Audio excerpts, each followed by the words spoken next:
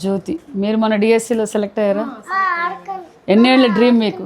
15 years madam. నాకు marriage అయ్యి మీకు పెళ్ళై 15 ఏళ్ళు అయింది. 15 ఏళ్ళు అయింది మేడం. 5 సంవత్సరాల నుంచి కష్టపడుతున్నా. ఈ ప్రభుత్వంలో నాకు ఉద్యోగం వచ్చింది మేడం. హ్యాపీనా? చాలా ఏది సబ్జెక్టు? Social madam. ఎంత వచ్చింది మీ ర్యాంకు? ఉమ్మడి జిల్లాలో అయితే 3rd ర్యాంక్ మేడం. సత్యసాయిలో అయితే 1st ర్యాంక్ మేడం. ఉమ్మడి జిల్లాలో 3rd ర్యాంక్, ఇది సత్యసాయి జిల్లాలో అయితే 1st ర్యాంక్ వచ్చింది మీకు. ఓ, మీరు మీ పేరెంట్స్ ఎవరు? మాది రామగిరి మేడం. రామగిరి మండలం. ఏం చేస్తారు ఫాదరు? మా వ్యవసాయమే మేడం. అంతే, ఇట్లా వాచ్మెన్గా వర్క్ చేస్తూ ఉంటాడు మా నాన్న. మీ డ్రీమా ఇది? మా డ్రీమ్ మేడం. ఇది 2 పిల్లలు ఫ్యామిలీ పెట్టుకొని మీరు చాలా కష్టపడినా మేడం. ఎన్నో డిఎస్సి ఇది మీరు ఎగ్జామ్కి అపేర్ కావడం? DSC madam. 3వ డిఎస్సి, 3 డిఎస్సీలకు అపేర్ అయ్యారు. అవును మేడం. ఇప్పుడు ఎలా ఫీల్ అవుతున్నారు? చాలా హ్యాపీగా ఫీల్ అవుతున్నా మేడం. మరి చాలా మీరు కష్టపడి తెచ్చుకున్నారా, డబ్బులు ఇచ్చి కొనుక్కున్నారా? డబ్బులు ఇచ్చి కొనుక్కునేటట్టుంటే మేము ఎందుకు మేడం? ఇంకా నా తమ్ముడు కూడా ఖాళీగానే ఉన్నాడు. వాడికో జాబ్ వాడు రాశాడు మేడం ఎగ్జామ్. వాడికో జాబ్ ఇప్పించేదాన్ని కదా మేడం. నేను ఎందుకు డబ్బులు ఇచ్చి కొంటాను మేడం? ఏం అవసరం? నేను 1st ర్యాంక్ తెచ్చుకున్నా. సెలెక్షన్ లిస్ట్ ఉంది నా దగ్గర, నా మొబైల్ సెలెక్షన్ లిస్ట్ ఉంది. అన్ని ట్రాన్స్పరెన్స్గా నా రెస్పాన్స్ షీట్ కూడా నేను డౌన్లోడ్ చేసుకొని చూపిస్తా కావాలంటే అందరికీ. నేను చాలా నిజాయితీగా రాసా, నిజాయితీగా తెచ్చుకున్నా. దాన్ని మేడం నా సెలెక్షన్ లిస్ట్ కూడా ఉంది. దాన్ని మేడం ఉమ్మడి జిల్లాలో 3rd ర్యాంక్, బుల్లగండ్ల జ్యోతి.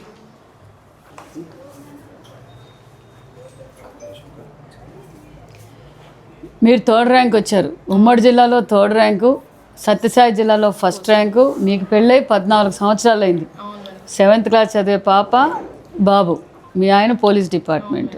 మీ తమ్ముడు కూడా రాశాడు డిఎస్సి? రాశాను మేడం, కానీ వాడికి రాలే మేడం. ఆ అబ్బాయికి సెలెక్ట్ కాలేదు. ఇదండి మేడం నా సర్టిఫికేట్ వెరిఫికేషన్ అంతా జరిగింది మేడం. చాలా ట్రాన్స్పరెన్సీగా జరిగింది. ఇవన్నీ ఉన్నాయి నా certificates. Department of education, Andhra Pradesh district selection committee.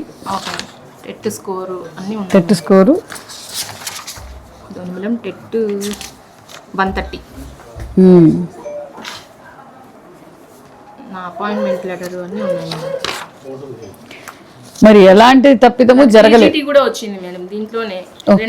ఒకవేళ ఒక పోస్ట్ గంటగా 2 పోస్టులు ఎందుకు కొంటా మేడం? నేను ఒక పోస్ట్ నా తమ్మునికి ఇచ్చేదాన్ని కదా. అవును, కొనేదట్లయితే మీ తమ్మునికి జాబ్ కొని ఇచ్చేదాన్ని కదా. ఎందుకు కొంటా మేడం? నాకేం అవసరం కొని అంత. ర్యాంక్ వచ్చింది, మార్క్స్ వచ్చినాయి, మార్క్స్ కూడా ట్రాన్స్పరెన్స్గా చూపిస్తున్నా. ఇంకెక్కడ జరిగింది? ఆధారం లేని ఊహలతో మమ్మల్ని ఇబ్బంది పెట్టడం అనేది మంచిది కాదు. ఆత్మగౌరవంపై దెబ్బతీస్తున్నారు. కావాలంటే మా మనసులు గెలుచుకోవాలంటే వాళ్ళు వచ్చి వేరే ఏదైనా ఉద్యోగాలు కల్పించాలి, కానీ నిరుద్యోగ యువతకి ఇలా మా మీద దుమ్మెత్తిపోయడం అనేది మంచిది కాదు మేడం. 3 డిఎస్సీలకు గాను ఈ డిఎస్సీలో క్వాలిఫై అయ్యారు. మీ డ్రీమ్ సక్సెస్. మరి ఏమంటారు మీరు డిఎస్సీ మీద? మీ అభిప్రాయం ఏంటి? ఏం మేడం, చంద్రబాబు సార్కి రుణపడి ఉంటాం మేడం. గత ప్రభుత్వం 6000 పోస్టులు ప్రకటించింది, కానీ నిర్వహించలే ఎగ్జామ్. 5 ఏళ్లుగా డిఎస్సీ రాలేదు. 7 ఏళ్ళు అయింది మేడం.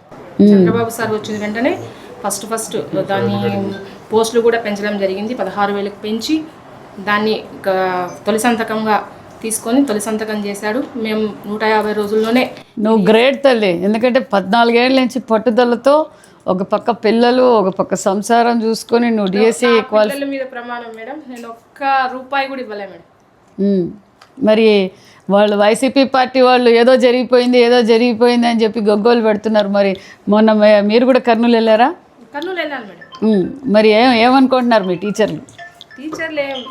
మేము ట్రాన్స్పరెంట్గా రాసినాము, వచ్చినా మేడం. అన్ని ఆధారాలు చూపించాం. వాళ్ళకి ఎక్కడ జరిగిందో వాళ్ళకే తెలియాలి మేడం. మీ తమ్ముడు కూడా చెప్పమ్మా, ప్రతి సంవత్సరం డిఎస్సి ఇస్తాం, ఇంకా 3 డిఎస్సీలు ఇస్తాం, ప్రిపేర్ కమ్మనండి. మెగా జాబ్ క్యాలెండర్ ఇస్తున్నాం.